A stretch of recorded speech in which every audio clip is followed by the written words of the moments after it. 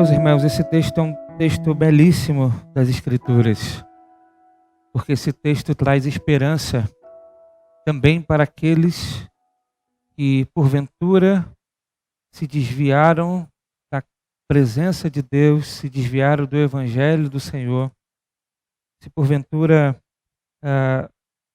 receberam a Cristo, começaram a caminhar com Deus, mas por alguma razão da vida, em algum momento de negação ou de afastamento, se afastou da presença de Deus, se afastou da igreja. Esse texto nos traz esperança e mostra para nós que em Cristo sempre há restauração, em Cristo sempre há recomeços. Esse texto é um texto extraordinário, porque mostra para nós o grande amor, a grande misericórdia do nosso Deus em restaurar o apóstolo Pedro e ainda dar a ele a condição de permanecer no ministério, porque Deus havia chamado Pedro para ser um pastor de ovelhas. Isso mostra para nós que o chamado de Deus é irrevogável. Deus chama e ele sustenta. E na caminhada, muitas vezes, nós precisaremos do perdão, da reconciliação e da restauração do nosso Deus para prosseguirmos. A caminhada cristã é muito longa. Ela é muito longa. E muitas vezes começamos com o coração pulsando pelo Senhor, amando o Senhor, nos entregando a Deus de corpo e alma, mas com o passar do tempo, as dificuldades, as lutas, as limitações, muitas vezes vão esfriando o nosso coração e até mesmo nos desviando dos propósitos que Deus tem para a nossa vida. Mas esse texto nos traz esperança. Ele mostra que Deus vai ao nosso encontro, nos restaura, nos transforma e nos coloca no caminho que Ele deseja, assim como fez com o apóstolo Pedro. Nós vimos na semana passada que Pedro tinha voltado à pescaria. Embora Cristo já havia aparecido para eles ressurreto, Pedro havia voltado a pescar peixes. A gente viu que Jesus havia chamado Pedro para ser um pescador de homens, mas devido à negação de Pedro, a tristeza por ter negado o seu Senhor, fez com que Pedro, ainda assim, após a ressurreição, tivesse imaginado que o seu ministério havia acabado. Mas nós vimos que Cristo foi ao encontro dele. E aqui do verso 15 em diante, nós vamos ver o desfecho, o ápice dessa história, o ápice desse encontro, esse momento belíssimo de Jesus com Pedro e a restauração de Pedro. Vamos então ler o texto, versículo 15 a 25, diz assim a palavra do Senhor. Depois de comerem, Jesus perguntou a Simão Pedro: Simão, filho de João, você me ama mais do que estes? Disse-lhe: Sim, Senhor, tu sabes que te amo. Disse Jesus: Cuide dos meus cordeiros. Novamente Jesus disse: Simão, filho de João, você me ama? Ele respondeu: Sim, Senhor, tu sabes que te amo. Disse Jesus: Pastoreie as minhas ovelhas. Pela terceira vez ele disse: Simão, filho de João, você me ama? Pedro ficou magoado por Jesus lhe ter perguntado pela terceira vez: Você me ama? Ele lhe disse: Senhor, tu sabes todas as coisas e sabes que te amo. Disse-lhe Jesus: Cuide de minhas ovelhas. Digo a verdade, quando você era mais jovem, vestia-se e ia para onde queria. Mas quando for mais velho, estenderá as mãos e outra pessoa o vestirá e o levará para onde você não deseja ir. Jesus disse isso para indicar o tipo de morte com o qual Pedro iria glorificar a Deus. Então ele disse: Siga-me. Pedro voltou-se, viu que o discípulo a quem Jesus amava o seguia. Este era o que estivera ao lado de Jesus durante a ceia e perguntara: Senhor, quem te irá trair? Quando Pedro viu, perguntou: Senhor, e quanto a ele? Respondeu Jesus: Se eu quiser que ele permaneça vivo até que eu volte, o que importa? Quanto a você, siga-me. Foi por isso que se espalhou entre os irmãos o rumor que aquele discípulo não iria morrer. Mas Jesus não disse que ele não iria morrer. Apenas disse: Se eu quiser que ele permaneça vivo até que eu volte, o que importa? Este é o discípulo que dá testemunho dessas coisas e que as registrou. Sabemos que o seu testemunho é verdadeiro. Jesus fez também muitas outras coisas. Se cada uma delas fosse escrita, penso que nem mesmo no mundo inteiro haveria espaço suficiente para os livros que seriam escritos. Amém? Que Deus abençoe nosso coração à luz de sua palavra. Mantenha sua Bíblia aberta, vamos orar mais uma vez. Querido Deus, amado Pai, diante do Senhor, nós pedimos que o Senhor fale ao nosso coração à luz da tua palavra. Que sejamos profundamente tocados pelo teu evangelho, pelo teu amor, pela tua misericórdia, Senhor. Pai, que o Senhor, através da tua palavra, traga esperança, restauração e transformação dos nossos corações. Muito obrigado, ó Deus, por essa série de João. Obrigado porque o Senhor nos sustentou até aqui. Obrigado, ó Deus, porque nós tivemos o privilégio de passar por tantas mensagens maravilhosas a respeito do Senhor, a respeito do teu evangelho. Obrigado, ó Deus. Te pedimos mais uma vez que a tua palavra alcance os corações, que saiamos daqui edificados, mas acima de tudo, ó Deus, que o teu nome seja glorificado. Perdoa os nossos pecados, ó Deus, nos transforme para a glória do teu nome. É o que nós pedimos em nome de Jesus. Amém e amém. Amém, queridos. Meus irmãos, o texto diz para nós no verso 15 que depois do jantar, ou melhor, depois que eles comeram, Jesus vai dirigir-se a Pedro e perguntar: Pedro, tu me amas? E Pedro vai responder: sim, Senhor, tu sabes que eu te amo. Jesus vai perguntar mais uma vez: Pedro, tu me amas? E Pedro vai responder: sim, Senhor, tu sabes que eu te amo. Jesus vai perguntar pela terceira vez: Pedro, tu me amas? Pedro, então, fica chateado, magoado e responde a Jesus: Senhor, tu sabe todas as coisas e sabe que eu te amo. Jesus então vira para Pedro e diz: Pedro, apacenta as minhas ovelhas. Meus irmãos, quando nós olhamos para esse texto, e vale a pena lembrar aos irmãos que aqui o foco não está no trocadilho de palavras, e muitos acreditam que Jesus pede a Pedro para confirmar 3 vezes que amava Jesus, porque Jesus está fazendo um trocadilho de palavras. Porque no grego, Jesus utiliza a palavra, ou melhor, no grego, João que escreve esse texto, utiliza a palavra filéu e ágape, como se Jesus estivesse perguntando 2 vezes para Pedro assim: Pedro, você me ama? E Pedro responde: eu gosto de você. Pedro, tu me amas? Eu gosto de você. E Jesus então inverte e diz: Pedro, você gosta de mim? E aí Pedro responde: Senhor, tu sabes que eu te amo. Mas na verdade não é isso que acontece aqui no texto. E eu explico para os irmãos. No Evangelho de João, a palavra ágape e filéu é utilizada sempre para descrever amor. E não fazer esse trocadilho que nós já ouvimos muitas pessoas pregar. Elas são usadas de forma intercambiável. E há muitos textos que elas significam a mesma coisa. Eu vou dar um exemplo. Em João capítulo 3, quando diz que o pai ama o filho, ali o texto utiliza ágape e filéu.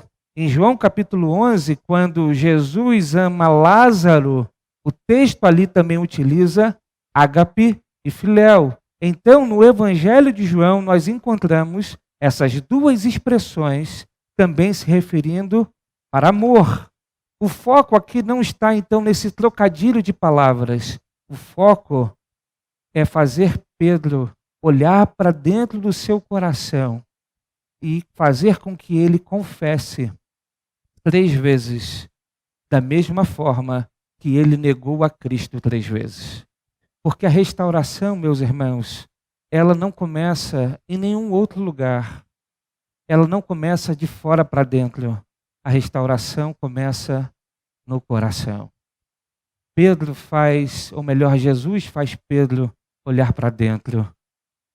Jesus faz Pedro reconhecer que, embora ele havia negado 3 vezes, dentro do coração havia de fato amor por Deus.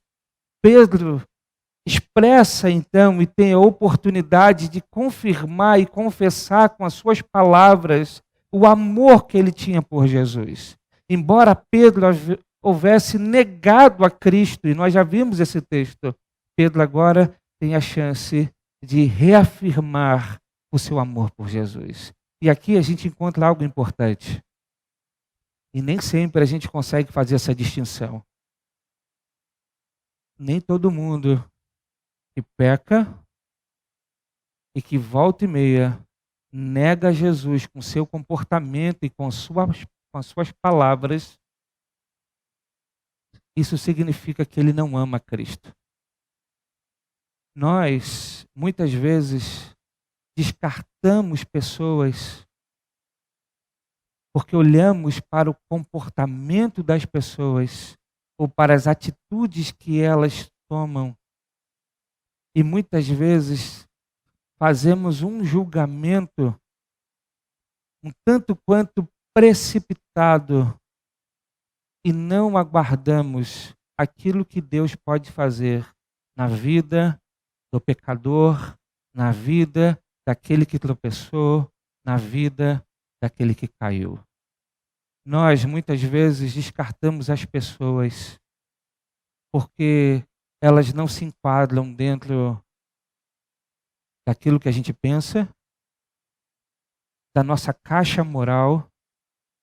Muitas vezes elas não se enquadram dentro daquilo que nós acreditamos ser o testemunho correto de um cristão. Não estou dizendo que nós não devemos julgar. Já disse isso para os irmãos. Deus nos deu a capacidade de discernimento do que é certo e errado.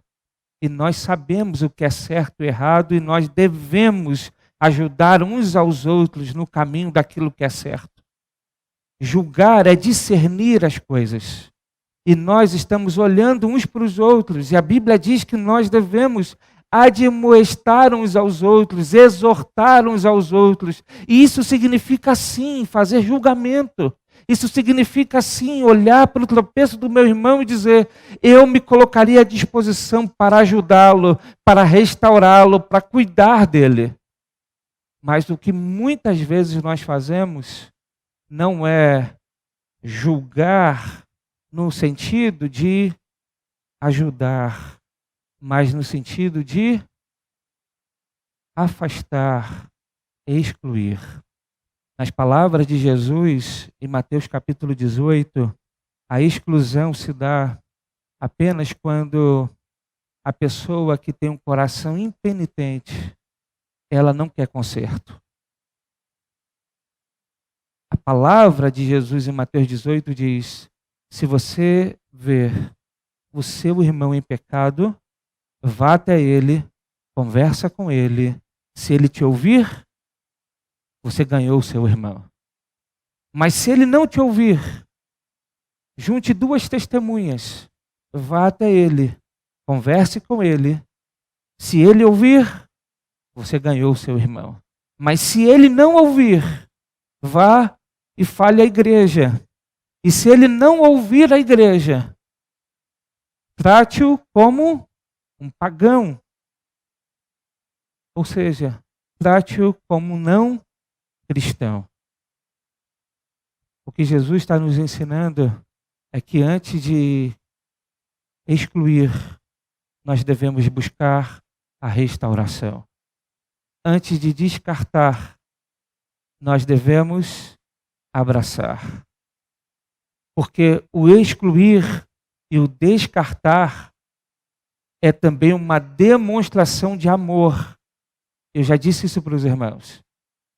Quando nós olhamos para uma comunidade cristã e percebemos alguém que permanece com o coração endurecido, permanece na prática do pecado, não consegue ouvir mais ninguém, não consegue corrigir-se diante dos seus erros, diante da palavra de Deus, ele permanece caminhando no pecado e acha que é dono da razão, dono de si, não se submete à congregação, não se submete à palavra de Deus. Por amor a ele, nós devemos dizer a ele que ele tem um comportamento de não cristão. E por que devemos fazer isso? Para que, de alguma maneira, ele perceba que será rolado no rol de membros de uma igreja, não significa estar com o seu nome nos céus, porque muitas pessoas confundem isso. É por isso que é tão necessário a prática da disciplina da igreja. Mas, antes que cheguemos nesse estágio, nós devemos estender a mão de restauração. Jesus vai a Pedro porque Jesus conhecia o coração de Pedro. Jesus não pede para Pedro confessar que, de fato, ele o amava, porque Jesus não sabia disso. Jesus não quer uma informação que ele não conhecia. Jesus sabia que Pedro o amava. Mas, da mesma forma que Pedro nega a Jesus 3 vezes, ele precisa confessar 3 vezes que ama a Jesus. E quando ele confessa 3 vezes que ele ama Jesus, algo extraordinário acontece. Jesus vai dizer para ele o seguinte: Pedro, vá e apacenta as minhas ovelhas. Veja o verso de número 16. Novamente Jesus disse: Simão, filho de João, você me ama? Ele respondeu: Sim, Senhor. Tu sabes que te amo. Disse Jesus: Pastorei as minhas ovelhas. Pela 3ª vez ele lhe disse: Simão, filho de João, você me ama? Pedro ficou magoado por Jesus lhe ter perguntado pela 3ª vez: Você me ama? Ele disse: Senhor, tu sabes que eu te amo. E Jesus vai dizer: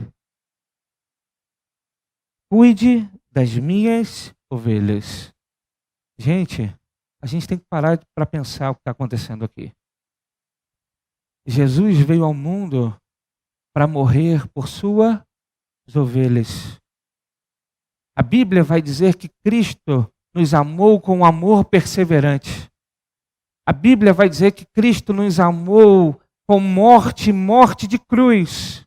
A Bíblia vai dizer que Cristo se entregou por sua noiva, um outro símbolo para se referir à igreja. A Bíblia então mostra para nós que Cristo veio ao mundo para resgatar a sua noiva, para resgatar a sua igreja, para morrer no lugar da sua igreja. Ele deu a sua vida pela igreja. E agora ele pega as suas ovelhas e coloca nas mãos de um homem que havia o negado por 3 vezes. Ele entrega aquilo que ele tem mais precioso nas mãos de Pedro. E ele diz: apacente as minhas ovelhas. Olha como o perdão de Jesus é restaurador. A grande pergunta que a gente precisa fazer ao nosso coração é: será que nós perdoamos assim? Será que nós perdoamos ao ponto de restaurar a confiança?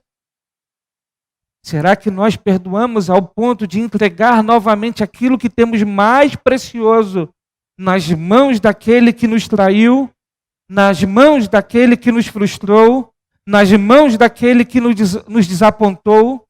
Será que nós conseguimos agir, perdoar, confiar neste ponto? E aí a gente começa a sondar o nosso próprio coração e perceber que muitas vezes o nosso senso de justiça Tá, me ajudem? Oi? Nenhuma das duas palavras que eu queria usar, mas pode ser essa. Obrigado, Silvio. Descaracterizado, vamos utilizar essa. Por quê? Muitas vezes nos colocamos acima daquilo que o próprio Deus faz. Muitas vezes somos tão orgulhosos. E sabe o que é o orgulho? Já parou para pensar nisso? O orgulho é uma divinização do seu ser. É uma divinização do seu próprio eu. O orgulho é dizer assim: você pode fazer o que você quiser contra qualquer pessoa, até mesmo contra Deus, mas contra mim não. O orgulho é nos colocar acima do próprio Deus, que foi capaz de nos perdoar, enviando seu próprio Filho para morrer em nosso lugar. E nós, muitas vezes, somos capazes de dizer: eu não perdoo. Eu não perdoo. É por isso que na oração do Pai Nosso, a oração do Pai Nosso vai dizer que se a gente não perdoa, a gente não será perdoado. E por que diz que nós não vamos ser perdoados? Porque aqueles que têm uma relação com o Pai que é nosso, só tem essa relação porque já experimentou o perdão de Deus. E se já experimentou o perdão de Deus, é inconcebível não perdoar. É inconcebível não perdoar. Jesus já contou isto em outra ocasião, por exemplo, quando Jesus disse: vocês precisam perdoar. E Jesus vai dizer: vocês precisam perdoar sempre. E aí Pedro vai perguntar: mas Senhor, quantas vezes nós devemos perdoar? E aí Jesus vai dizer: 70 vezes 7. Aí Jesus vai contar aquela historinha que eu já contei para os irmãos e que está na Bíblia. E Jesus conta e diz: pensa aqui comigo, meus discípulos. Ele vai dizer: vocês lembram? Deixa eu pensar aqui com vocês. Tem um rei, tem uma pessoa que deve muito ao rei. O rei é o mais poderoso de todos. E ele chega diante do rei, se prostra diante do rei e diz: meu senhor, eu não tenho como pagar a dívida. A minha dívida contra o Senhor é tão grande que eu não tenho como pagar. E aí, o rei vira para esse súdito e diz: ok, você está perdoado, vai lá. Segue tua vida, você está perdoado. E aí, mais na frente, esse súdito encontra com alguém que devia muito menos para ele do que ele devia ao rei. E ele pega essa pessoa pelo pescoço e diz: você vai pagar até o último centavo que você me deve. Você precisa me pagar. Eu não aceito aquilo que você fez comigo. Eu não te perdoo. E na história que Jesus conta, essa atitude desse súdito chega aos ouvidos do rei. Aí o rei manda chamar ele. Ah, miserável, eu perdoo a tua dívida e você não consegue pagar a dívida daquele que te deve muito menos. Agora você vai pagar a minha dívida. Então, na história, o rei pega esse homem e joga ele para pagar toda a dívida que ele tem. Perceba o que Jesus está dizendo para os seus discípulos?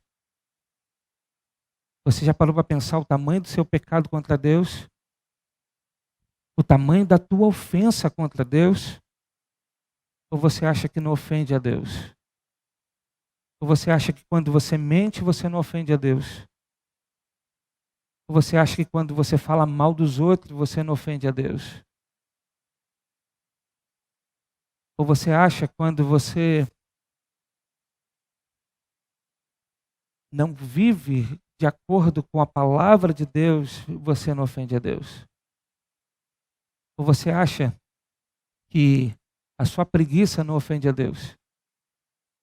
Ou você acha que a sua inveja não ofende a Deus? Ou você acha que o seu ciúme não ofende a Deus? Ou você acha que o seu orgulho não ofende a Deus?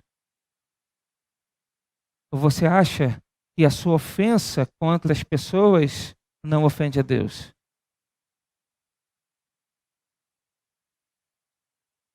Tudo que fazemos, em primeiro lugar, fazemos contra Deus. Não foi isso que Davi disse quando ele comete adultério com Betseba? Ele escreve um salmo e diz: Senhor, pequei contra ti, pequei contra ti. Porque todos os nossos erros que nós cometemos nas relações de forma horizontal, primeiro ofende a Deus. E a pergunta que a gente precisa fazer é: a nossa ofensa contra Deus, a gente acha que é pouca coisa? Você acha que é pouca coisa? Eu vou te mostrar que não é pouca coisa. Sabe por quê? Para que Deus pudesse perdoar a nossa ofensa, Ele precisou sacrificar o seu próprio filho.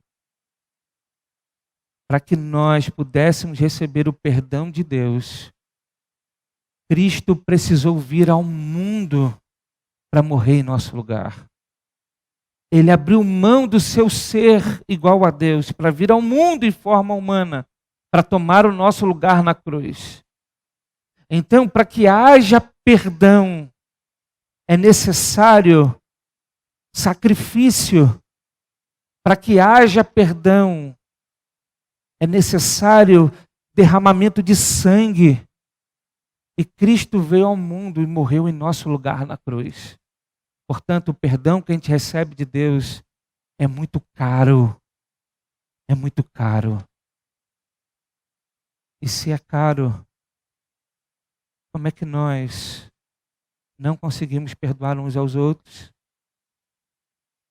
Como é que a gente fecha no nosso próprio orgulho e não perdoa uns aos outros? Jesus não faz isso. Jesus vai até Pedro, faz Pedro olhar para o seu coração, perceber que dentro do seu coração ainda pulsava um coração a Deus, um coração para Deus, faz com que ele coloque isto para fora e devolve a Pedro a condição que ele tinha antes da negação. Porque Jesus chamou Pedro para pescar homens, para pastorear ovelhas. Por isso Jesus diz para Pedro: Pedro, apacente minhas ovelhas e segue-me. E segue-me. O que significa isso para nós? O perdão nos dá a condição de seguir novamente. Nós só conseguimos seguir novamente se recebermos o perdão. Sem perdão, não há condição de prosseguir. Não há condição de haver restauração num casamento sem perdão. Não há condição de restauração num relacionamento de pai e filho sem perdão. Não há condição de prosseguirmos numa relação de amizade sem perdão. Não há condição de prosseguir na relação com Deus sem perdão. Nós precisamos de perdão o tempo todo. Nós precisamos da misericórdia de Deus o tempo todo. Na história que Jesus conta para os discípulos, a moral da história é: enquanto vocês precisarem de misericórdia e de perdão dos céus, vocês precisam perdoar uns aos outros, porque sem perdão não há como prosseguir, sem perdão não há como seguir. E nós precisamos ser a comunidade do perdão. Nós devemos ser a comunidade da restauração. Jesus, então, aparece para Pedro, restaura Pedro e dá a Pedro aquilo que é mais precioso em suas mãos. Mas o verso 18 vai dizer: digo a verdade, quando você era mais jovem, vestia-se e ia para onde queria, mas quando for velho, Estenderá as mãos e outra pessoa o vestirá e o levará para onde você não deseja ir. Jesus disse isso para indicar o tipo de morte com o qual Pedro iria glorificar a Deus. Então lhe disse: siga-me. Jesus então vai indicar a Pedro o tipo de morte que Pedro vai ter. E aqui Jesus está dizendo para Pedro o seguinte: Pedro, você quando é mais novo, você tem condição de se vestir e de ir para onde você quer ir. Mas vai chegar um momento em que você não mais terá liberdade. Alguém vai vestir você e vai te levar para um lugar onde você não deseja ir. Jesus está dizendo para Pedro: Pedro, vai chegar uma hora e você vai estar preso. Vão vestir você para o martírio. O texto diz que Jesus diz isso para indicar a Pedro o tipo de morte que ele teria.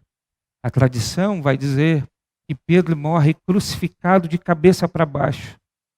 Ou seja, imagina o que Jesus está dizendo. Pedro está preso, e a gente sabe que ele está preso em Roma. Pedro é vestido e conduzido para morrer morte de cruz. Mas Pedro diz: não, Senhor.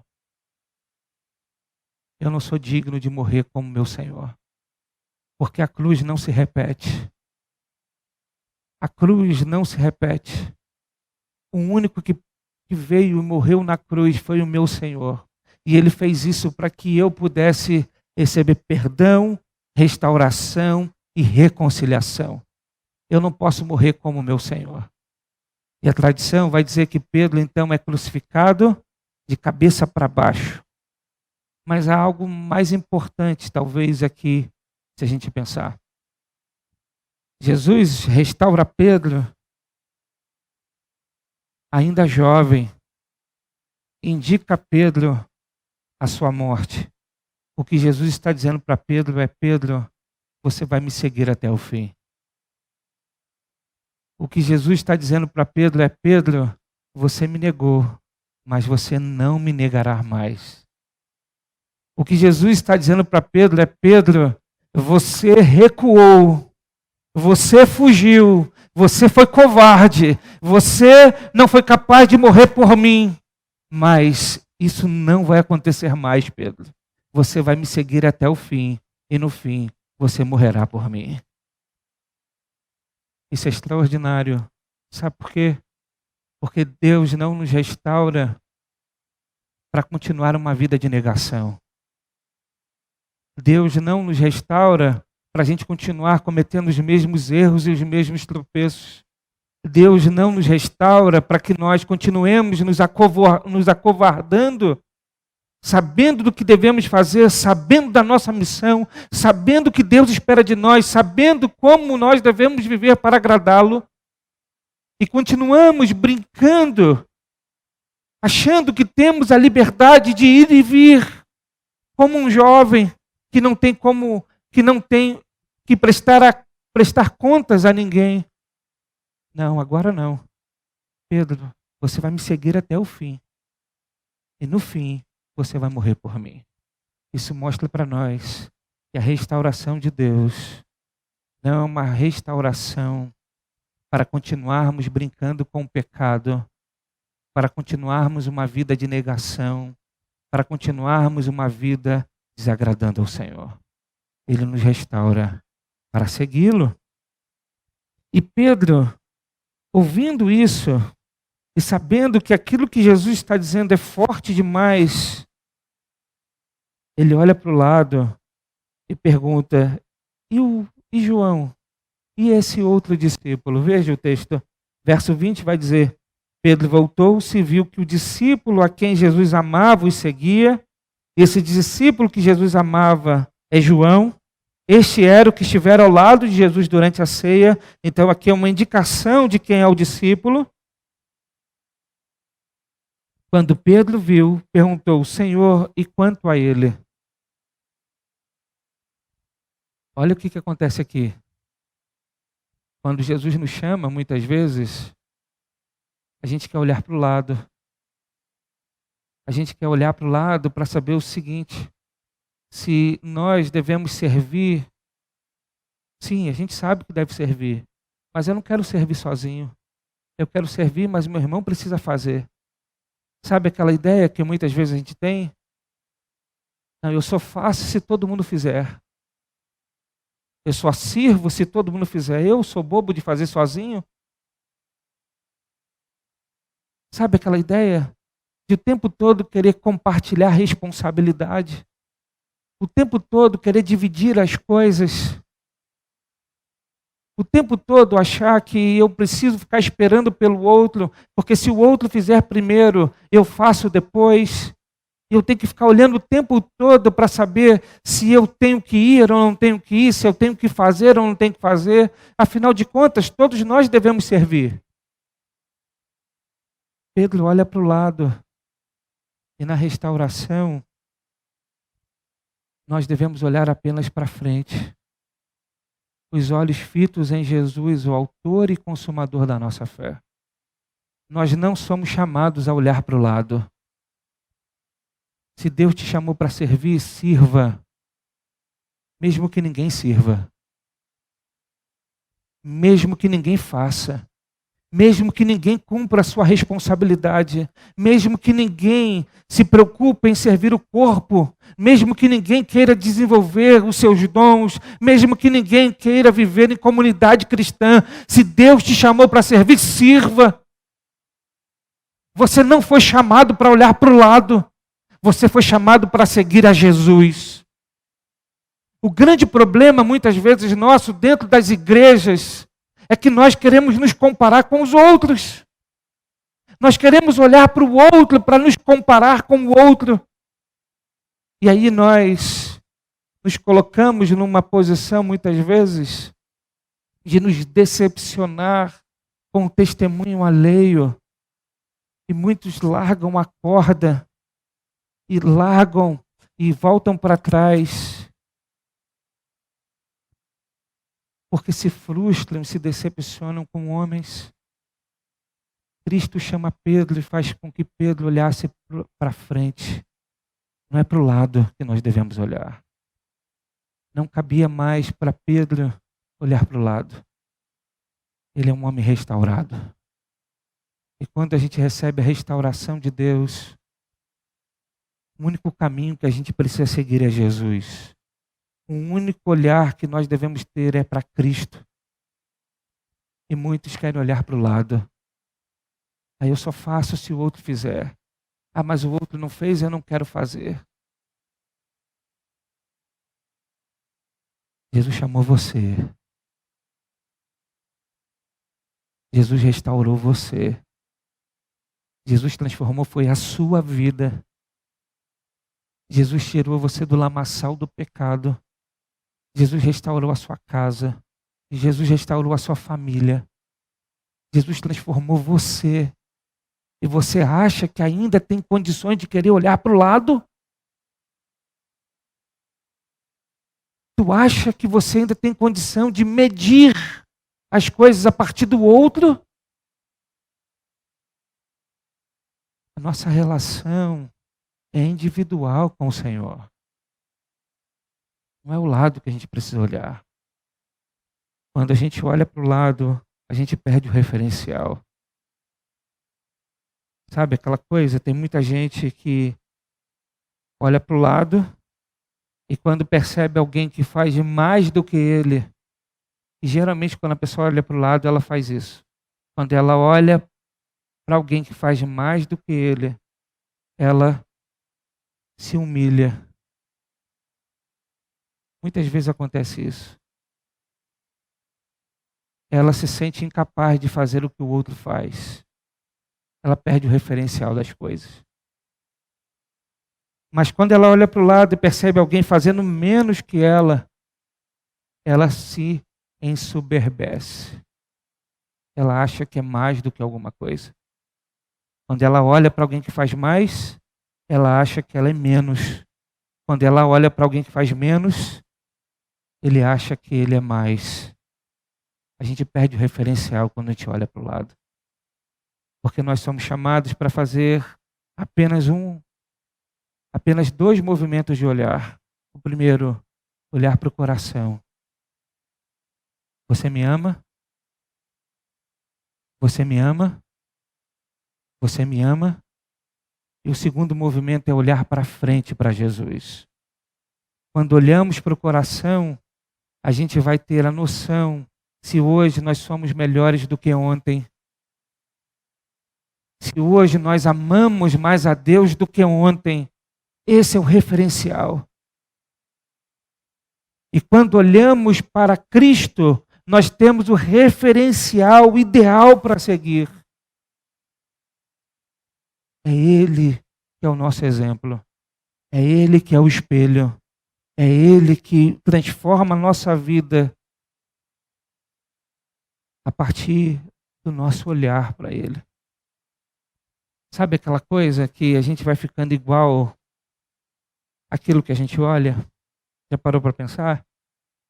Alguns anos atrás, quando a teologia reformada explodiu na internet com as pregações do Paul Washer, surgiu um monte de menino pregando igual Paul Washer. Falando igual Paul Washer. Sabe por quê? A gente vai se tornando igual àquilo que a gente vê. A gente vai se tornando igual àquilo que a gente vê. Por isso que a idolatria é um grande perigo. Porque quando a gente olha para o ídolo, a gente vai ficando a cara do ídolo, o jeito do ídolo. A gente começa a ter boca e não fala. A gente começa a ter olhos e não vê.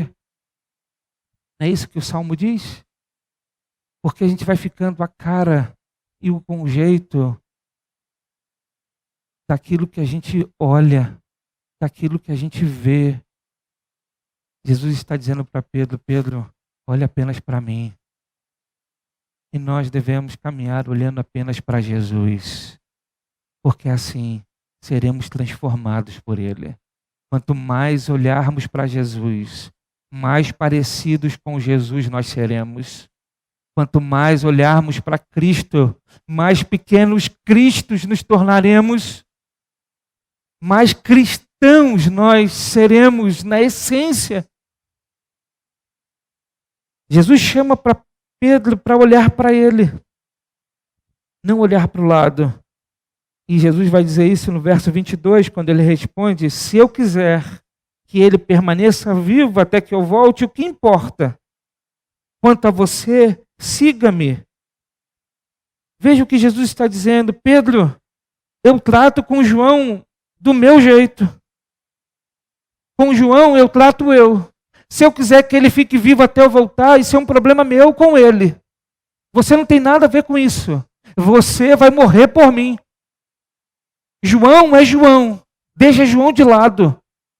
João, se eu quiser mantê-lo vivo, ele vai ficar vivo. Mas você vai morrer por mim. O que significa? Deus não nos trata de forma igual. E a gente está tão impregnado com a ideologia que a gente acha que justiça é fazer igual para todo mundo. E não é. Não é. Justiça não é fazer igual para todo mundo. Sabe por quê? Nós temos necessidades diferentes. Nós temos necessidades diferentes. Eu gosto sempre de dar aquele exemplo de, imagina uma paisagem enorme. Imagina comigo uma paisagem belíssima. Uma visão extraordinária. Sabe, aquela coisa digna de viagem, para a gente ir lá fazer aquela foto. Só que para que a gente olhe aquela paisagem, a gente não alcança. A gente não alcança. E aí, tem eu e minha filha, Anabela. E nós dois queremos ver a paisagem. Aí vem alguém e diz assim: você quer ver a paisagem? Então eu tenho que ser justo. Aí pega um mesmo banquinho, igual, e dá para mim e dá para Anabela. Por mais alto que a Bela seja, o mesmo banco que eu tenho não faz com que ela alcance a minha altura. Aquele banco, eu subo e consigo ver a paisagem. Mas a Bela, se ela subir no mesmo banco, ela vai continuar não vendo absolutamente nada. Porque a Bela precisa não é um banco, ela precisa de uma escada. Ou quem sabe que eu pegue ela no colo, coloque nos meus ombros, suba no banco, para que ela veja a paisagem. Há necessidades diferentes e Deus trata de forma diferente.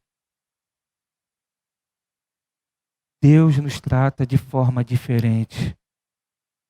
E isso não faz de Deus injusto. Isso nos responde porque Deus cura uns e não cura outros.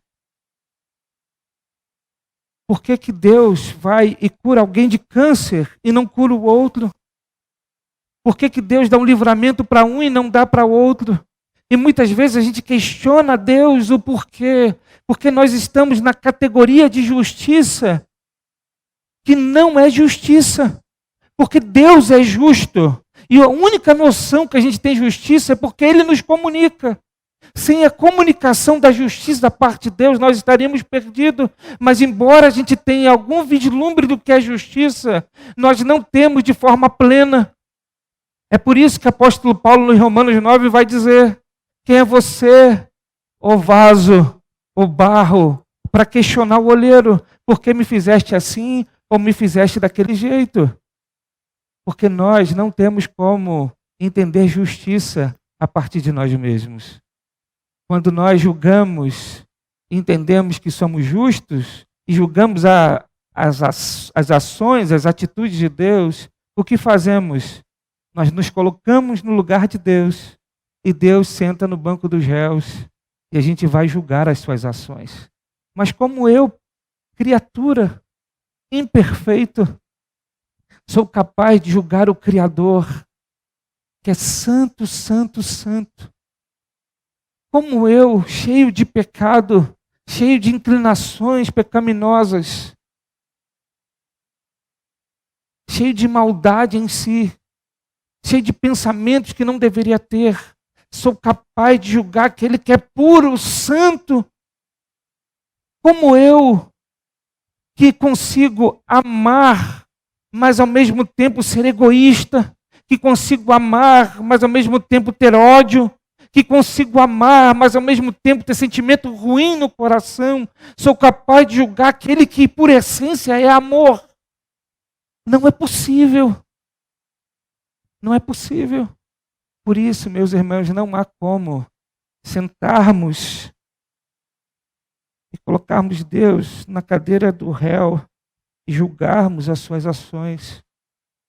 Porque Deus disse para Pedro: Pedro, você vai morrer no final da vida por mim. Mas João, se eu quiser, eu deixo até vivo, até que eu volte. Deus nos trata de formas diferentes. Isso não tem a ver com falta de justiça ou parcialidade. Sabe por quê? Porque Deus não faz em resposta àquilo que eu faço. Deus não faz em resposta àquilo que eu faço. Quando a gente é imparcial, quando a gente é parcial, perdão, geralmente a gente é inclinado e influenciado por alguém ou por alguma coisa. Sabe aquela coisa dentro de casa, quando um pai se identifica mais com o filho por conta das características, das virtudes, e ele tem uma inclinação maior para um filho do que para outro? Nós não conseguimos ser imparciais. Sabe por quê? A Bíblia diz que nós somos inclinados pelo pecado. A Bíblia diz que a nossa natureza é uma natureza pecaminosa. Por mais que a gente tente ser imparcial, a gente não consegue. Mas Deus não é afetado pelo pecado. Deus não é influenciado por coisa alguma. E Deus não age em resposta àquilo que fazemos. Somos nós que respondemos àquilo que Deus faz. Isso é extraordinário, libertador, porque Deus não deixa de nos amar por aquilo que a gente faz, se Ele resolveu nos amar em Cristo Jesus. E Deus também não nos amará mais pelas boas obras que a gente faz, porque Ele nos ama por meio de Cristo Jesus. Porque no final das contas, o que nós merecíamos, Deus resolveu não nos dar. Porque nós merecíamos era a condenação eterna, diz as Escrituras. Mas a graça de Deus, que é um favor imerecido, fez com que Deus estendesse para nós o seu amor e a sua misericórdia. Por isso que não há injustiça da parte de Deus. Deus pode virar para Pedro e dizer: Pedro, no final da vida você vai morrer por mim. E pode virar para João e dizer: João, se eu quiser, eu deixo você vivo até que eu volte. Alguém pode dizer assim: mas eles foram escolhidos no mesmo tempo. Passaram os mesmos anos com Jesus. Fizeram as mesmas boas obras. Estiveram nos mesmos lugares. Ouviram o mesmo evangelho. Falaram com as mesmas pessoas. Viram as mesmas coisas. Testemunharam as mesmas coisas. Isso é injusto, Senhor. Como pode haver injustiça? Se na verdade Deus está nos dando graça e misericórdia, como pode haver injustiça? Injustiça é se Deus nos desse, se Deus desse para um aquilo que ele merece, e Deus resolvesse por causa do outro passar a mão na cabeça dele. Entende? Aí seria injusto. Se Deus olhasse assim: eu vou salvar o pastor Márcio porque ele prega na igreja todo domingo, e vou condenar aquele lá porque ele não gosta de vir à igreja. Sabe, se a base de justiça de Deus fosse a pessoa, a gente poderia dizer que Deus é injusto. Mas Deus não olha desta forma, porque quando Deus olha para nós, Ele sabe que todos nós somos pecadores. O pecado, ele alinha todos nós. E Ele resolve fazer justiça olhando para Cristo. Por isso nós somos salvos se estivermos escondidos em Jesus, lavados e remidos pelo sangue de Cristo, se estivermos à sombra da cruz, jamais pelas nossas obras, jamais pelo aquilo que fazemos, jamais seremos salvos. Se alguém chegar nas portas dos céus e dizer: Senhor, eu preciso entrar nesse lugar porque eu mereço, Ele vai dizer: afastai-vos de mim, maldito. Porque no céu só entramos pelas obras do Cordeiro que morreu em nosso lugar. Quando chegarmos às portas do céu, nós diremos para Ele: Senhor, eu não mereço estar aqui, mas por causa do seu amor e do sacrifício de Jesus, Ele alcançou um lugar para mim nas mansões celestiais. Nós não nos justificamos diante de Deus. E perceba nas palavras de Pedro que não há nenhuma autojustificação. Quando Jesus vira para Pedro e diz: Pedro, tu me amas? Ele não se autojustifica. Ele não diz: Senhor, tu sabes que eu te amo, mas aquele dia eu errei, eu neguei, porque na verdade foi tudo assim de surpresa. Eu não esperava que as coisas aconteceriam tão rápido como aconteceu, e eu fiquei confuso com as coisas que aconteceram, e de repente quando eu vi você julgando, eu fiquei amedrontado e me escondi naquela fogueira e me identificaram. Não! Pedro não se auto-justifica, porque diante de Deus não há como se justificar. Pedro não se justifica. Pedro só reafirma: Senhor, tu sabes que eu te amo. Senhor, tu sabes que eu te amo. E para a gente fechar o texto de João, a gente precisa olhar para os últimos versos e perceber que João finaliza o seu livro dizendo: este é o discípulo, verso 24, este é o discípulo que dá testemunho dessas coisas e que as registrou. Sabemos que seu testemunho é verdadeiro E ele termina dizendo: Jesus fez também muitas outras coisas, e se cada uma delas fosse escrita, penso que nem mesmo no mundo inteiro haveria espaço suficiente para os livros que seriam escritos. Isso aqui, João fecha o seu evangelho mostrando para nós que há um propósito e uma razão para aquilo que ele escreveu. Isso mostra para nós que a Bíblia não é um livro que tem todas as respostas. A Bíblia não é um livro que nós nos aproximamos com vã curiosidade, apenas para alimentar a nossa curiosidade alheia. A Bíblia tem um propósito. Ela foi escrita, João vai dizer isso lá no capítulo 20, no verso 30, quando ele diz: Jesus realizou na presença dos seus discípulos muitos outros sinais milagrosos que não estão registrados neste livro, mas estes foram escritos para que vocês creiam que Jesus Cristo, Filho de Deus, é o Filho de Deus, e crendo, tenham vida em seu nome. Então, para que a Bíblia foi escrita? A Bíblia foi escrita para nos revelar Cristo como Filho de Deus e para que nós creiamos nele e, crendo em Cristo, tenhamos vida em seu nome. Nem tudo que Jesus fez, nem todas as suas obras, nem todos os seus milagres, nem todos os seus discursos, nem todos os seus sermões foram registrados. Mas o que foi registrado é mais do que suficiente para que nós conheçamos a Deus, para que nós conheçamos a Cristo, para que haja fé em nosso coração e então para que nós possamos receber da parte de Deus a vida eterna. Esse é o propósito do Evangelho de João. Ele foi escrito para que eu e você, ao ler, ao estudar essas palavras, receba da parte de Deus fé, arrependimento, restauração e vida eterna. E a minha oração, que esta graça possa alcançar a vida de todos nós.